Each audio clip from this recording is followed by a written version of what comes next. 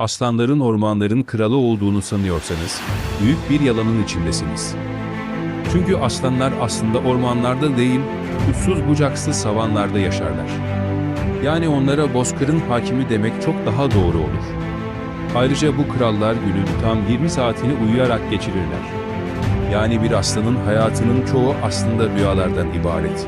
Doğanın bilinmeyenlerini öğrenmek için takipte kalmayı unutma.